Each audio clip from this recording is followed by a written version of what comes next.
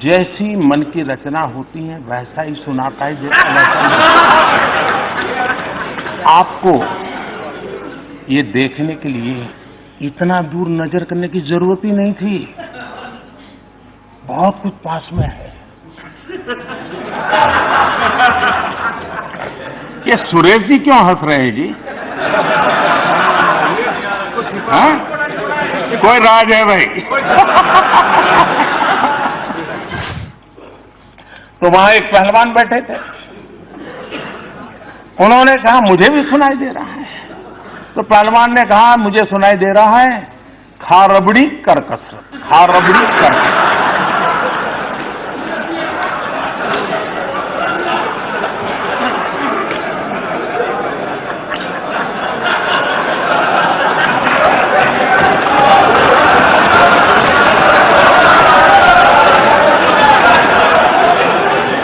पुरानी संसद के बहुत सारी ऐसी यादें हैं जो लोग जो है वो आज भी भूल नहीं पा रहे हैं।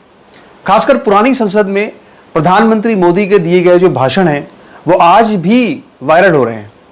प्रधानमंत्री मोदी का एक ऐसा ही भाषण जो उन्होंने पुरानी संसद में दिया था, जिसमें कि इस तरह से उन्होंने लोगों को एक तरह से चुटकी ली थी, एक तरह से व्यंग कसे थे कि ना सिर्फ भाजपा के समर्थक बल्कि कांग्रेस पार्टी के सांसद राहुल गांधी के खासम लोग जो राहुल गांधी के बिल्कुल बगल में बैठते थे, वो भी प्रधानमंत्री मोदी के व्यंग पर जो है, जो राहुल गांधी पर व्यंग चल रहे थे, उस पर जोर जोर से हंस रहे थे।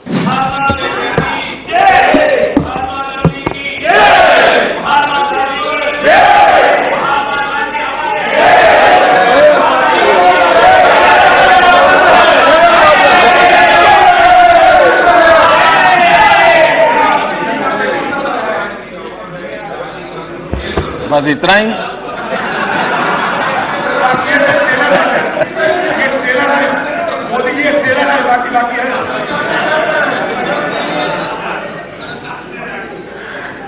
आपके लिए गांधी जी ट्रेलर हो सकते हैं, हमारे लिए गांधी जी जिंदगी है।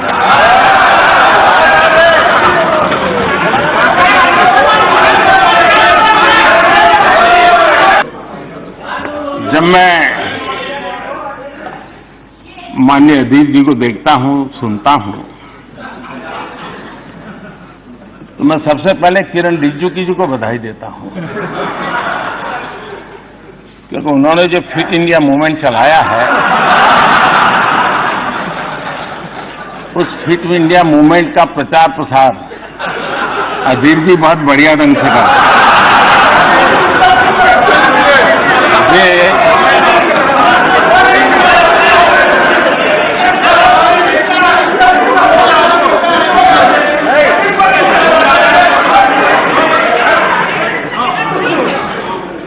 वे भाषण भी करते हैं और भाषण के साथ साथ जिम भी करते हैं।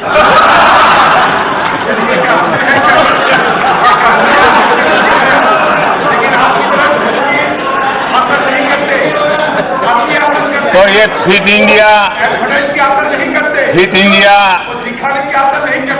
इंडिया को बल देने के लिए, उसका प्रचार प्रसार करने के लिए मैं माननीय सदस्य का धन्यवाद करता हूं।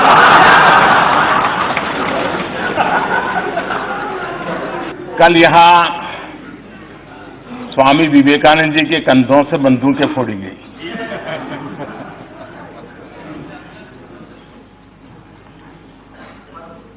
आपने उसको रिकॉर्ड पर से निकाल दिया है, इसलिए मैं उल्लेख तो नहीं करूंगा, लेकिन मुझे एक पुरानी एक छोटी सी कथा याद आती है। एक बार कुछ लोग रेल में सफर कर रहे थे, और जब रेल में सफर कर रहे थे तो रेल जैसे गति पकड़ती थी, पटरी में से आवाज आती है, हम सब जानते हैं, सबका अनुभव है। तो वहां बैठे हुए एक संत महात्मा थे, उन्होंने कहा देखो पटरी में से कैसी आवाज आ रही है, ये निर्जीव पटरी भी हमें कह रही है प्रभु कर दे बेड़ा पार। बोले देखो यही आवाज आ रही, सुनो, प्रभु कर दे बेड़ा पार। तो दूसरे संत ने कहा नहीं यार, मैंने सुना, मुझे तो सुनाई दे रहा है, प्रभु तेरी लीला अपरंपार, प्रभु तेरी लीला अपरंपार। तो वहां एक मौलवी जी बैठे थे, उन्होंने कहा अरे भाई मुझे तो सुनाई दे रहा है दूसरा। तो इन संतों ने कहा भाई आपको क्या सुनाई दे रहा है? तो उन्होंने कहा मुझे सुनाई दे रहा है ये अल्लाह तेरी रहमत, ये अल्लाह तेरी रहमत। तो वहां एक पहलवान बैठे थे, उन्होंने कहा मुझे भी सुनाई दे रहा है। तो पहलवान ने कहा मुझे सुनाई दे रहा है खा रबड़ी कर कसरत, खा रबड़ी कर कसरत।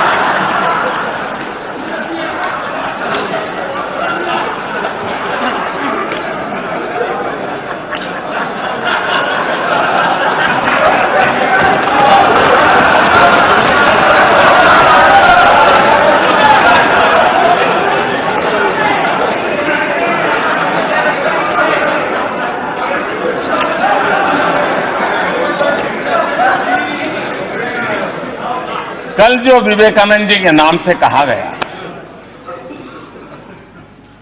जैसी मन की रचना होती है वैसा ही सुनाता है, जैसा आपको ये देखने के लिए इतना दूर नजर करने की जरूरत ही नहीं थी, बहुत कुछ पास में है। ये सुरेश जी क्यों हंस रहे हैं जी? हाँ? कोई राज है भाई? सुरेश जी कभी आपका भी मौका आएगा, इतना जल्दी मत। आज हम कहां हैं उसका पता तब चलता है कल कहां थे। और वो भी ये बात सही है कि जब हमारे माननीय सदस्य ये कहते हैं कि ये क्यों नहीं हुआ, ये कब होगा, ये कैसे होगा, कब तक करेंगे, ये जब सुनता हूं तो कुछ लोगों को लगता होगा कि आप आलोचना करते हैं। मैं नहीं मानता हूं आप आलोचना करते हैं। मुझे खुशी है कि आप मुझे समझ पाए हैं, क्योंकि आपको विश्वास है करेगा तो यही करेगा।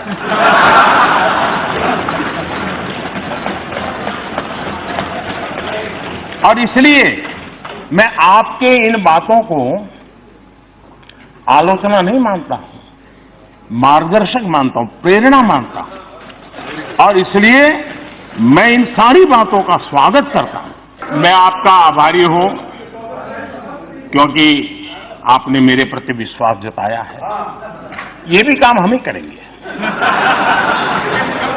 हाँ, एक काम नहीं करेंगे, एक काम न करेंगे,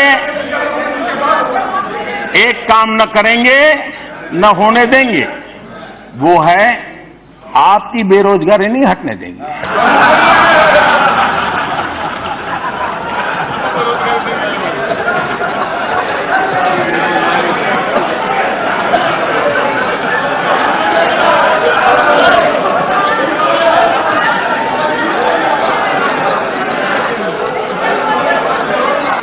देखिए, मैं किसानों से बहुत कुछ सीखता हूं। किसान जो होता है ना, वो बड़ी गर्मी में खेत जोत करके तैयार रखता है, बीज बोता नहीं उस समय, सही समय पर बीज बोता है। तो अभी जो पिछले 10 मिनट से चल रहा है ना, वो मेरा खेत जोतने का काम चल रहा है। अब बराबर आपके दिमाग में जगह हो गई है, अब मैं एक एक करके बीज डालूंगा।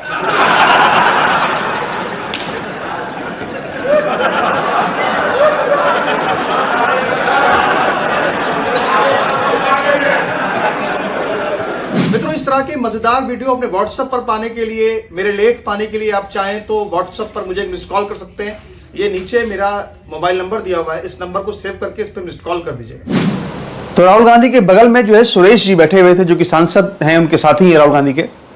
लेकिन जब सुरेश जी जोर जोर से हंसने लगे प्रधानमंत्री मोदी के भाषणों पर, तो उसमें प्रधानमंत्री मोदी ने पूछ लिया कि भाई सुरेश जी, ये जोर जोर से हंस क्यों रहे हैं, राहुल गांधी के बगल में बैठे हुए हैं। तो इससे ये समझ में आता है कि प्रधानमंत्री मोदी के जो भाषण चलते हैं, जब प्रधानमंत्री मोदी की जो लोकप्रियता है वो न सिर्फ बीजेपी के अंदर है बल्कि वो कांग्रेस पार्टी के अंदर भी खूब नजर आती है। और सबसे जो बड़ी बात यह है कि एक इस संदर्भ में मुझे एक कहानी याद आती है। मित्रों, जब मैं स्कूल के जीवन में था तो स्कूल में मेरे क्लास में एक लड़का था जिसका नाम था गौरव श्रीवास्तव। तो उसके दांत जो थे वो थोड़े बाहर निकले हुए थे। अक्सर होता है ऐसे कि बचपन में लोगों के दांत जो है थोड़े बाहर निकले होते हैं, बाद में जब बड़े होते हैं शरीर भर जाता है तो दांत अंदर चले जाते हैं। तो उनके दांत थोड़े से बाहर निकले हुए थे।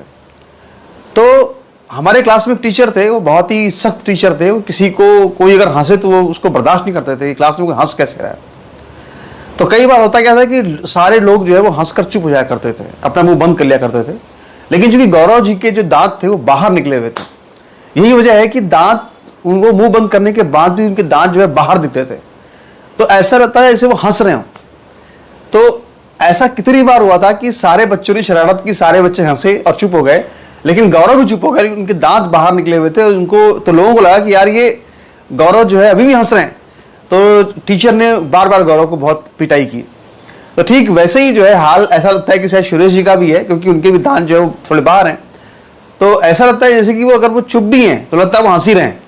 तो बड़ा मजेदार ये प्रसंग है। इस तरह की और भी कई कहानियां जो है वो जो राहुल जब मोदी सुनाते हैं अपने मुंह से, तो उन कहानियों में एक संदेश भी होता है और साथ ही उन कहानियों में एक जबरदस्त जो व्यंग भी होता है देश के उन लोगों के खिलाफ जो कि तरक्की को पसंद नहीं करते हैं। अजय रंजन जी, मैं ऐसा करता हूं, आप एक समय तय कीजिए, आपको जितना कहना है मैं दोबारा बैठ लूंगा, क्योंकि ये सब लोग पीछे हंस रहे हैं और आपकी प्रतिष्ठा को झटका लगे अच्छा नहीं है। मेरी प्रतिष्ठा के लिए आप लेकिन आपने जो ये बात तो आप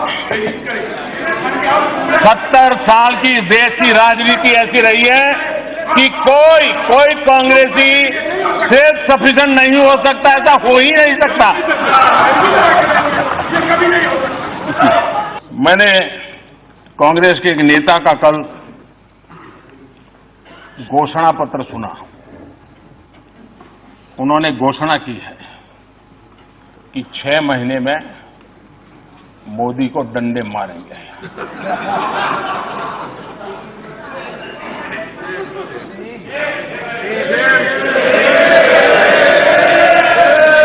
और ये डंडे मारेंगे तो हम भी मारेंगे।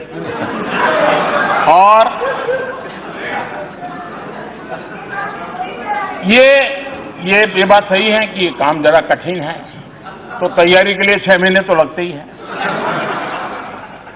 तो 6 महीने का समय तो अच्छा है, लेकिन मैं भी 6 महीने में तय किया हूं कि रोज सूर्य नमस्कार की संख्या बढ़ा दूंगा, ताकि अब तक करीब 20 साल से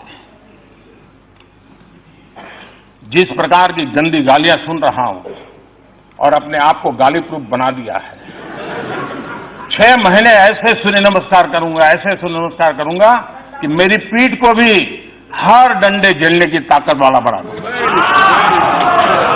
तो मैं आभारी हूं कि पहले से अनाउंस कर दिया गया है, तो मुझे ये 6 महीना आप एक्सरसाइज बढ़ाने का टाइम मिलेगा।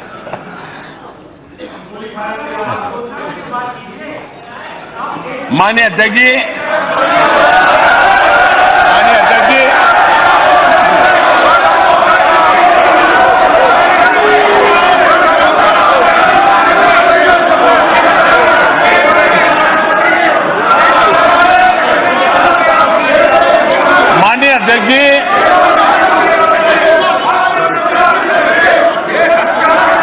माननीय अध्यक्ष जी,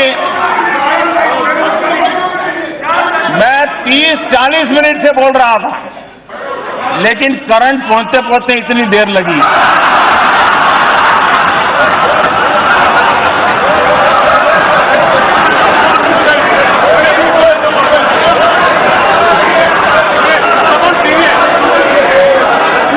बहुत सी ट्यूबलाइट का ऐसा ही होता है।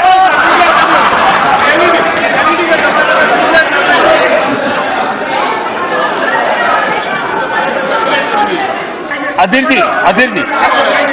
जी, देखिए आपने इतनी मेहनत की है, आपका सीआर अब ठीक हो गया है, चिंता मत करो। नहीं, आपका सीआर हो गया, आपका सीआर ठीक हो गया, आपका सीआर ठीक हो गया है, आपका सीआर ठीक हो गया। माननीय अध्यक्ष जी, एक शायर ने कहा था, और शायद इस स्थिति को बड़ी सटीक तरीके से, खूब पर्दा है, खूब पर्दा है कि चिलमन से लगे बैठे हैं। खूब पर्दा है कि चिलमन से लगे बैठे हैं, सांप छुपते भी नहीं, सामने आते भी नहीं।